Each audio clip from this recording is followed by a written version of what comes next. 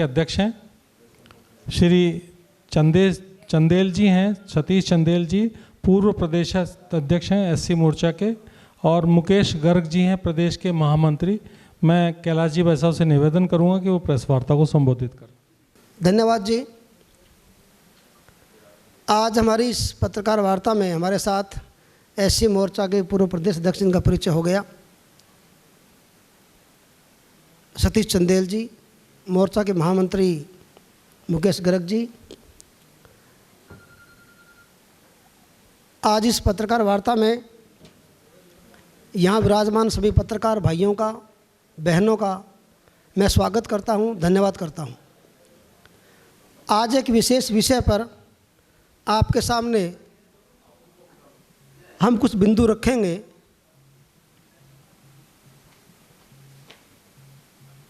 हमारे बीच में नारायण पंसारिया जी हमारे वरिष्ठ नेता पधारे हैं। अभी 2024 के इस लोकसभा के चुनाव में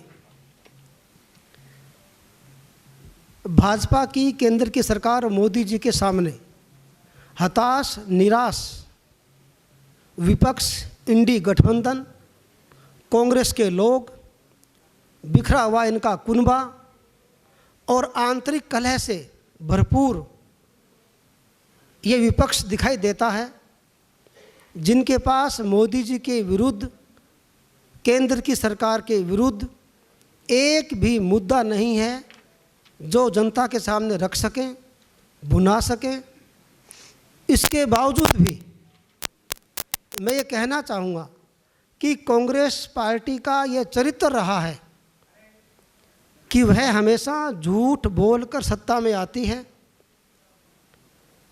और उसके बाद में अपने किए हुए वादों से मुकर जाती है। ये वर्षों से चल रहा है।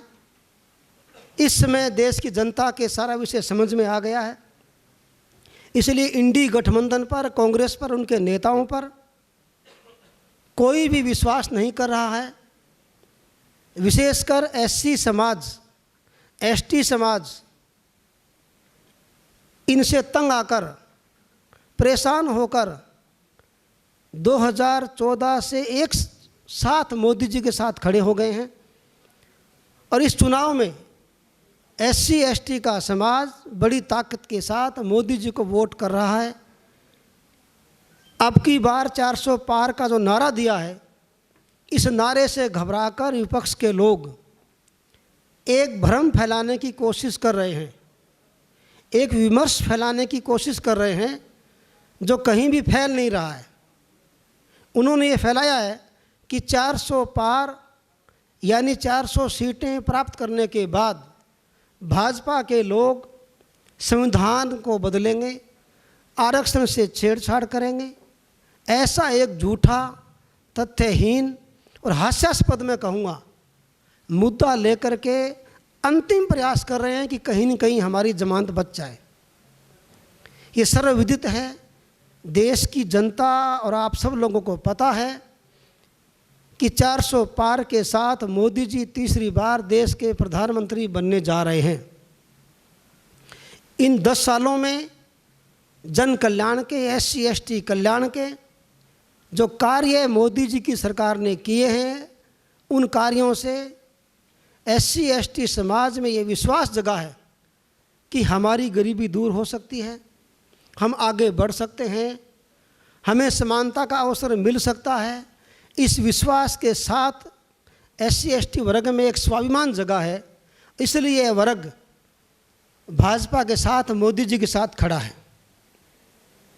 मोदी जी ने पार्लियामेंट में और पार्लियामेंट के बाहर हमारे सर्वाधिक लोकप्रिय नेता प्रधानमंत्री मोदी जी ने बार बार कहा है, जब तक भाजपा है संविधान को कोई छेड़छाड़ नहीं कर सकता, जब तक भाजपा है आरक्षण को कोई छेड़छाड़ नहीं कर सकता, संविधान में किसी प्रकार का संशोधन हम नहीं करने देंगे जिससे संविधान की आत्मा को ठेस पहुँचे। इसके विपरीत कांग्रेस पार्टी ने हमेशा ही संविधान पर अपना संदिग्धपूर्ण रवैया बनाए रखा है। जब आरक्षण व्यवस्था लागू की जा रही थी, बाबा साहब अम्बेडकर संविधान में इस बात का प्रावधान कर रहे थे कि ये तबका इतना दबा हुआ है, गरीब है, सामाजिक भिन्नता है, इस वर्ग को अन्य वर्गों के साथ लाने के लिए इनको आरक्षण व्यवस्था देना चाहिए। उसी समय संविधान सभा में कांग्रेस के लोगों ने हल्ला किया था, पक्ष में नहीं थे, और अंत में जाकर अम्बेडकर जी के जिद करने पर लागू हुआ। ये कांग्रेस की देन नहीं है, आरक्षण व्यवस्था यदि देन है तो बाबा साहब अम्बेडकर जी की है। और फिर भी कांग्रेस ने एक टांग अड़ाई कि हम 10 साल के लिए ही लागू करने देंगे।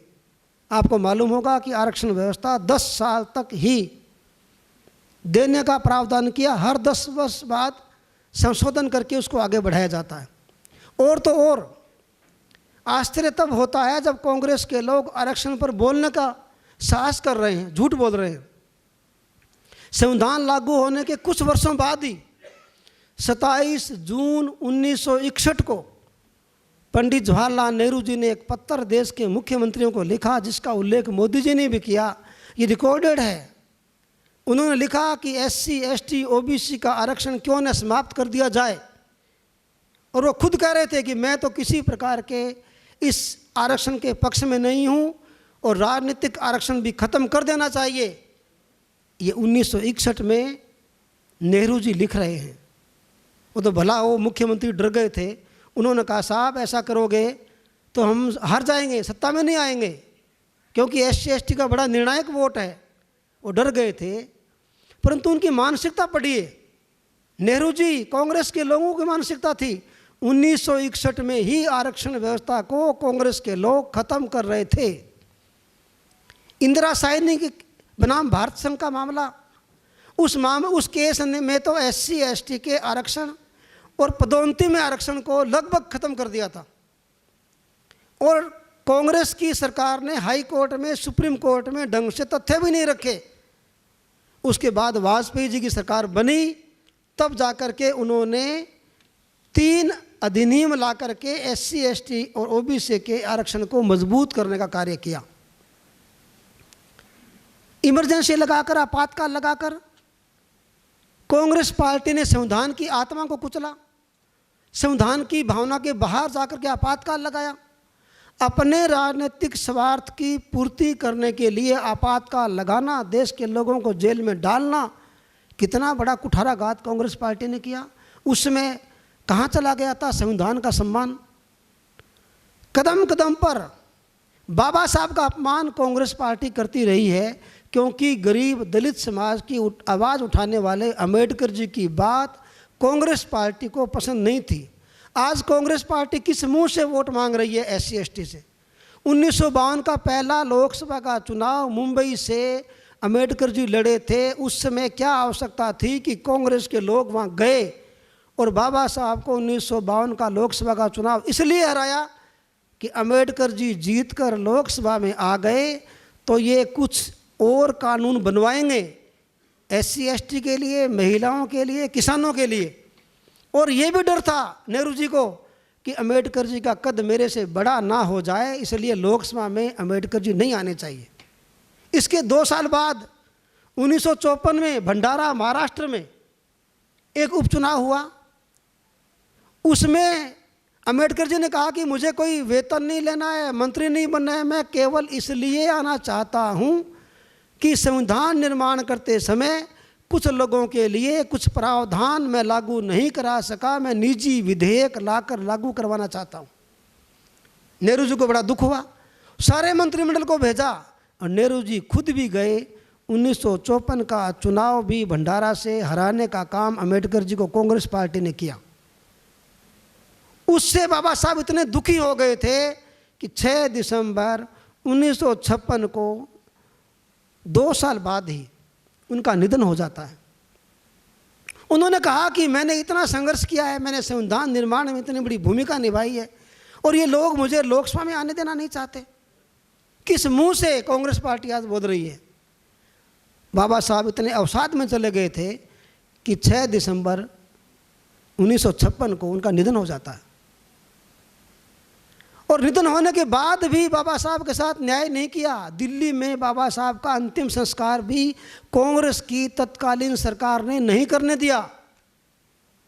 उनको जीते जी भारत रत्न नहीं दिया, सबको दे दिया, लेकिन बाबा साहब को भारत रत्न कब मिलता है? जब वीपी सिंह जी की सरकार बनती है, तब अटल बिहारी वाजपेयी जी, लालकृष्ण आडवाणी जी ने आग्रह किया, वीपी सिंह जी की सरकार में बाबा साहब को भारत रत्न की उपाधि मिलती है। क्यों नहीं दिया कांग्रेस ने? क्योंकि बाबा साहब गरीबों की बात करते थे। पार्लियामेंट के सेंट्रल हॉल में बाबा साहब का चित्र भी नहीं लगने दिया। किसी ने कहा तो कांग्रेस की सरकार ने कहा कि जगह खाली नहीं है। बाबा साहब के लिए कांग्रेस के हृदय में जगह भी नहीं थी। अटल जी प्रधानमंत्री बने तब उन्होंने चित्र मंगा करके अपने हाथ से पार्लियामेंट के सेंट्रल हॉल में लगाने का काम किया। कब बाबा साहब का आप सम्मान किया कांग्रेस पार्टी ने? कृपया कांग्रेस पार्टी के लोग बताएं कि किस समय आपने बाबा साहब का सम्मान किया, किसी कदम पर किया हो तो बताएं।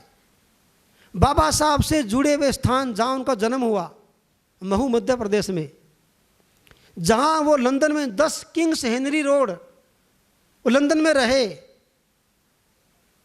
कितना बड़ा स्थान था जहाँ उन्होंने शिक्षा प्राप्त की। ऐसे जो उनसे जुड़े हुए 5 स्थान थे, ऐसे 5 स्थानों को विकसित करके और हमारी सरकार ने पंचतीर्थ के नाम से स्मारक बना करके बाबा साहब का सम्मान करने का काम किया है।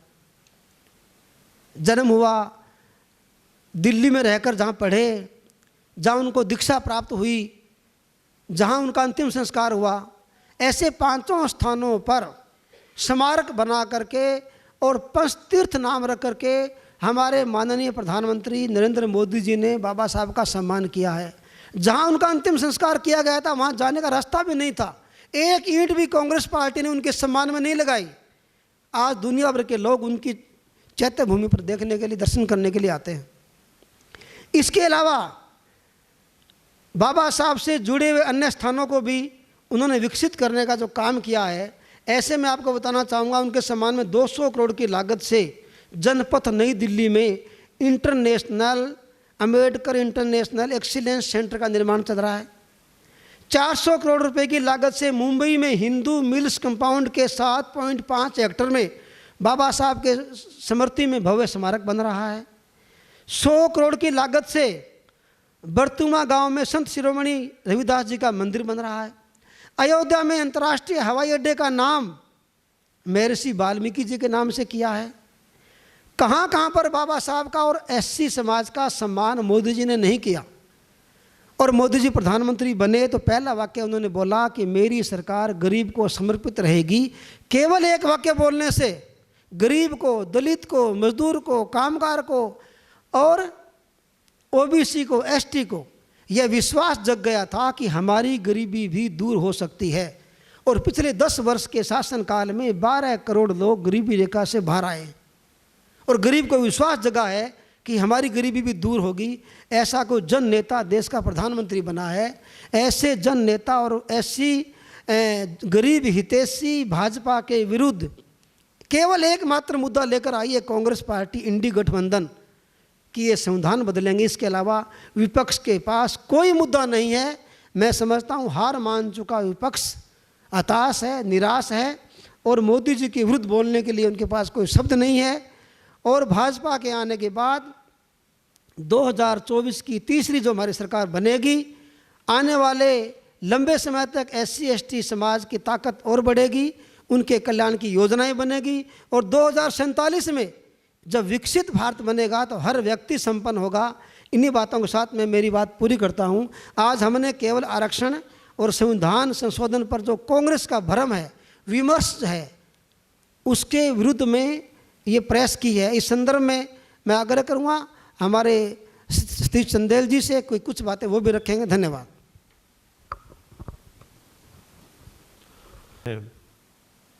कांग्रेस का एक षड्यंत्र बिल्कुल सामने आता है, उनका एक चेहरा आता है। सम्मान्य मोदी जी को दुष्प्रचार करके बदनाम करने का प्रयास किया जाता है, जबकि हम सब लोग देखते हैं मोदी जी की कोई भी योजना आती है, जो विकसित भारत का परिकल्पना हम करते हैं, विकसित भारत तब तक नहीं हो सकता जब तक समाज के अंतिम व्यक्ति का विकास नहीं हो जा सकता। प्रति व्यक्ति आय, हर व्यक्ति की नींव बढ़ जाती, तब तक विकसित भारत की श्रेणी में हम इस भारतवर्ष को नहीं ला सकते। यही प्रयास है कि मोदी जी ने कोई भी योजना वो बनाते हैं, जब चिंतन करते हैं तो वो सबसे पहले इस समाज के अंतिम व्यक्ति के बारे में सोचते हैं। गरीब को गणेश मानकर उसकी सेवा करने का प्रयास करते हैं। और इसका एक उदाहरण छोटा छोटा रूप से मैं देना चाहता हूँ कि इस देश के प्रधानमंत्री ने जब कुंभ का मेला हुआ तो जो सफाई कर्मचारी थे, कुंभ की सफाई करने वाले लोग थे, उनके पैर धो के उनका सम्मान किया, उनको उच्च स्तर पर पहुंचाने का प्रयास किया। अब आप कभी भी कोई भी योजना आती है तो भारतवर्ष के इस प्रधानमंत्री जी ने 80 करोड़ लोगों के लिए फ्री राशन की व्यवस्था की और आज तक देते आ रहे हैं। ऐसे ही हम स्वास्थ्य की योजना को लेते हैं तो भारत के प्रधानमंत्री जी ने आयुष्मान योजना के तहत गरीबों के लिए, SC ST वर्ग के लिए विशेष रूप से 55 करोड़ लोगों को फ्री आयुष्मान योजना के तहत सुविधा देते हैं। ऐसे ही जिन लोगों के घर की छत नहीं थी, ऐसे निर्धन लोगों के जिनका आवास नहीं थे, कच्चे घर थे, ऐसे 4 करोड़ लोगों को आवास उपलब्ध कराकर उनकी छत उपलब्ध कराई गई। ऐसे ही जो माताएं बहनें गरीब थी, जो घर पे लकड़ियाँ जला के भोजन बनाया करती थी, खाना बनाया करती थी, ऐसी बहनों के लिए फ्री गैस कनेक्शन उज्ज्वला योजना के तहत 10 करोड़ बहनों को और 10 करोड़ गरीब परिवारों को उज्ज्वला योजना के तहत ऐसे इस प्रकार के कनेक्शन दिए। मोदी जी की कोई सी भी योजना आती है, चाहे से वो घर घर पानी पहुंचाने की योजना हो या शिक्षा की योजना हो, मोदी जी ने 18 अम्बेडकर पीठ विश्वविद्यालय जब से वो बने अब तक खोल दिए हैं। आप कल्पना कर सकते हैं किस प्रकार से मोदी जी हर प्रकार की योजनाएं गरीबों, अनुसूचित जाति वर्ग के लिए लाते हैं। और यही कारण है कि 13-14 के बाद राजस्थान में ही नहीं, हिंदुस्तान में अनुसूचित जाति वर्ग का जो तबका है, जो मतदाता है, वो मोदी जी की नीतियों से प्रभावित होकर भारतीय जनता पार्टी की रीति में विश्वास करते हैं। और 13 में तो हमने इस कांग्रेस की सरकार की ऐसे रिजल्ट आए थे कि एक भी सीट कांग्रेस की 34 में से जो रिजर्व सीटें होती है, 200 में से 34 सीट रिजर्व होती है, एक भी सीट कांग्रेस की नहीं आई थी। ये मोदी जी की जो कार्यशैली है उसको प्रभावित करने के लिए ये कांग्रेस के लोग षड्यंत्र रचते हैं। जब भी चुनाव आते हैं दुष्प्रचार करते हैं। और मोदी जी ने तो स्वयं कहा है इस संविधान को लेकर और ये आरक्षण को लेकर, अभी बाड़मेर में भी उन्होंने बोला है कि मैं कभी भी संविधान और आरक्षण को समाप्त नहीं करूंगा। और संसद में घुसते हैं तो संविधान को सिर पर लेकर शपथ लेते हैं। इस प्रकार की कार्यशैली मोदी जी की है। आप सबसे निवेदन है कि कांग्रेस का ये षड्यंत्र है उस पर ध्यान देकर इस चुनाव में जो भी सही परिणति है उस पर अच्छे से ठीक से करेंगे। जय हिंद, जय भारत। मुकेश जी बताएंगे SC मोर्चा की करणीय कार्य क्या किया हमने तो? सबसे पहले आज प्रभु श्री राम जी के इस अवतरण दिवस पर सभी को शुभकामनाएं, बधाई। जैसे माननीय अध्यक्ष जी ने कहा, 1 मिनट लगेगी आपको अनुसूचित जाति मोर्चा राजस्थान किस तरह से काम कर रहा है उसका कुछ एक बहुत शॉर्ट में बता देता हूं। मैं आपको एक आंकड़ा रख देता हूं मैं आपको कि अभी हमने फिलहाल चुनाव की दृष्टि से हम लोगों ने राजस्थान की जो 200 विधानसभा है उसमें क्या काम कर रहे हैं। हम लोगों ने प्रत्येक विधानसभा में 50 गांव कह लीजिए, बस्ती कह लीजिए या शहरी क्षेत्र में वार्ड कह लीजिए, ऐसे वार्ड गांव बस्ती है जहां पे 100 से ज़्यादा अनुसूचित जाति वर्ग के परिवार निवास करते हैं। ऐसे 50 बस्तियों का चयन किया और उस हिसाब से एक विधानसभा में हमने 5000 घरों का ये चयन किया। उन 5000 घरों में हमने प्रत्येक घर में औसतन ये मान के चलिए कि अगर 5 वोट होते हैं तो 25,000 वोट एक विधानसभा में हो जाते हैं। और एक विधानसभा में हमने 25,000 मतदाताओं को डायरेक्ट संपर्क किया। अब इसकी कैलकुलेशन अगर हम 200 विधानसभा पे करते हैं, एक फिगर जो हमारे सामने मीट आउट होता है वो होता है कि हमने लगभग 10 लाख घरों में और 5 मतदाता प्रत्येक घर से लेते हैं, तो 50 लाख मतदाताओं से सीधा सीधा अनुसूचित जाति मोर्चा संपर्क कर रहा है और 26 तारीख तक करके उसको भाजपा की रीति नीति और भाजपा के प्रत्याशियों के पक्ष में मतदान कराने के लिए कार्य कर रहा है। इसके अलावा हमने 88 चयनित विधानसभा जहाँ पे 18% से ज़्यादा अनुसूचित जाति वर्ग का वोट बैंक है, वहाँ पे उनका चयन करके वहाँ पे विशेष अपनी कार्य योजना तैयार की है। वहाँ सम्मेलन के साथ साथ विशेष संपर्क अभियान भी किया है। धन्यवाद। जय हिंद, जय भारत। मित्रों, अभी एक ज्वाइनिंग होगी, उसके उपरांत हम सब मिलकर अल्पार करेंगे। भगवान श्री राम के जन्मोत्सव पर बहुत बहुत बधाई दूंगा। बंधुओं, आज लास्ट 1 घंटा भी न बचा है, हमारा चुनाव प्रचार बंद होगा। जिस प्रकार से आपके समक्ष प्रदेश कार्यालय में एसटी मोर्चे की ओर से प्रेस हुई है, ठीक इसी प्रकार संपूर्ण राजस्थान के हर जिलों में और पत्रकार वार्ता के माध्यम से जनता के सामने एक एक सब्जेक्ट बहुत अच्छी तरीके से रखा गया है।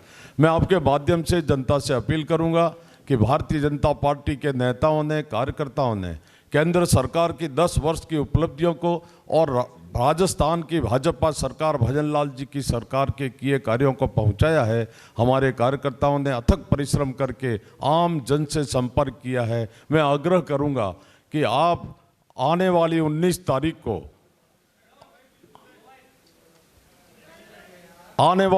तारीख को अपना मत और समर्थन भारतीय जनता पार्टी को देकर नरेंद्र भाई मोदी जी ने जो संकल्प दिलाया है, इस बार 400 पार, फिर एक बार मोदी सरकार, जो जन जन का नारा है, इसको हम पूर्ण करेंगे। धन्यवाद।